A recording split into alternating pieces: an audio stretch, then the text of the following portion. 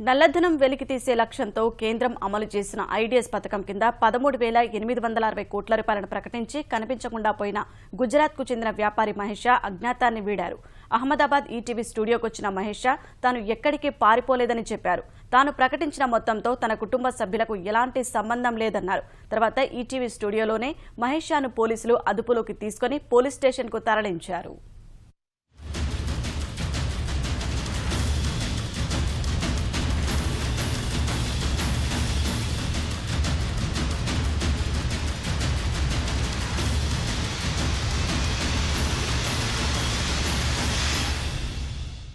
కేంద్రం అమలు చేసిన ఐడీఎస్ పథకం కింద 13,860 కోట్ల రూపాయలు ప్రకటించిన గుజరాత్కు చెందిన వ్యాపారి మహేష్ అజ్ఞాతాన్ని వీడారు. ఐడీఎస్ కింద 13,860 కోట్ల రూపాయలు ప్రకటించి తర్వాత కనిపించకుండా పోవడంపై అనేక అనుమానాలు వ్యక్తమైన వేళ మహేష్ ఈటీవీ స్టూడియోకొచ్చారు. ఈ సమయంలో ఐడీఎస్ కింద వెల్లడించిన 13,860 కోట్ల రూపాయలకు సంబంధించి ఈటీవీ ప్రశ్నించిన అనేక ప్రశ్నలకు ముక్తసరి సమాధానాలిచ్చిన తాను ప్రకటించిన మొత్తానికి సంబంధించిన అన్ని వివరాలను ఆదాయ పన్ను శాఖ అధికారులకే చెబుతారని తెలిపారు. నవంబర్ 30 లోపు కట్టాల్సిన మొదటి వాయిదా మొత్తం 1,560 కోట్ల రూపాయలు కట్టనందుకు ఐటీ విభాగం మహేష్ ఇల్లు, కార్యాలయాల్లో సోదాలు చేపట్టగానే కనిపించకుండా పోయిన మహేష్ తాను ప్రకటించిన మొత్తానికి అసలు యజమానులు ఎవరనే వివరాలు ఐటీ శాఖ అధికారులకే వెల్లడిస్తానని చెప్పారు.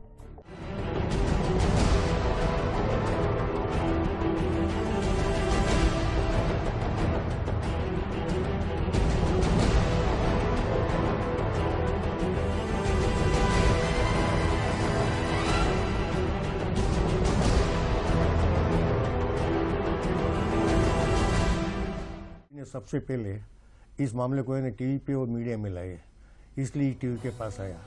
सेकंड थिंग, हर मीडिया को एक मेरी रिक्वेस्ट है, मेरे परिवार को इसके अंदर ना घसीटे है, मेरे परिवार को इससे कोई निस्बत नहीं है। तीसरी ये है कि पेपर के अंदर जो नाम आए तैमूर सेठना सीए, अवकाश ट्रावेल्स दुष्यंत पटेल, राजकोट के वो लोग से इससे कोई मतलब नहीं है, वो सब निर्दोष है।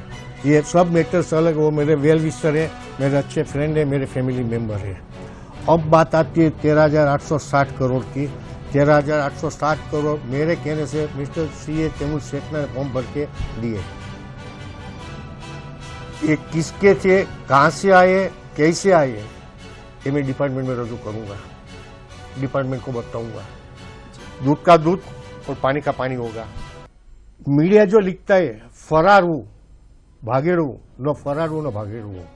ఆ తర్వాత తాను ప్రకటించిన 13,860 కోట్ల రూపాయలకు అసలు యజమానులు ఎవరనే అంశాలను ఆయనతో చెప్పించేందుకు ఈటీవీ తీవ్ర ప్రయత్నం చేసింది. అయితే మహేష్ మాత్రం తాను ఎవరి పేర్లను ఇప్పుడు బయట పెట్టబోనని ఉద్వేగభరిత కంఠంతో చెప్పారు. అప్పటికే ఈటీవీ ఇచ్చిన సమాచారంపై స్టూడియోకు చేరుకున్న ఐటీ, పోలీస్ అధికారులు మహేష్ను స్టూడియోలోనే అదుపులోకి తీసుకున్నారు.